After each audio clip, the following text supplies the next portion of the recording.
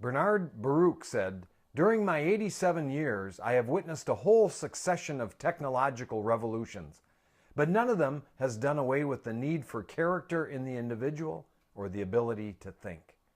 This is Tom Miller, blessed and privileged to be pastor of the good people who make up Central Assembly in Superior, Wisconsin. And this, of course, is Fuel for the Fire. It's volume 643, A Reflection of the Heart.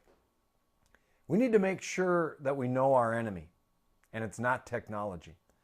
A generation or so ago, the death knell was being sounded because of television. It was the new idol and became the repository of all our problems. TV was looked at the way we look at technology today. TV was never the bad guy, and technology isn't either. We don't need to be a technophobe. On the other hand, we don't want to be a digital addict either. Remember, it's all a reflection of our heart. We can't blame technology for our sin, and we can't blame technology for the state of society. That's all our doing. So what's the real problem? Our first problem is our heart is deceitful and desperately wicked, according to Jeremiah 17:9. Second, we're distracted and drifting in our relationship with God. The prophet Isaiah said, "With their lips they honor me, but their heart is far from me." Third, we lack the discipline to do the right thing. And fourth, we're addicted. Technology, the pleasures of sin, street drugs, prescription drugs, alcohol, sex, you name it, we're addicted to it. What's the solution? The first thing we need is a heart surrendered.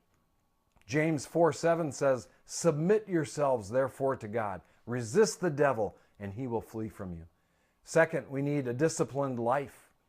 1 Corinthians 9:27 says, "I keep under my body and bring it unto subjection, lest that by any means, when I have preached to others, I myself should be a castaway."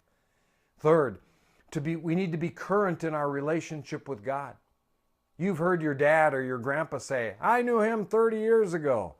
You don't want to say that about your relationship with God.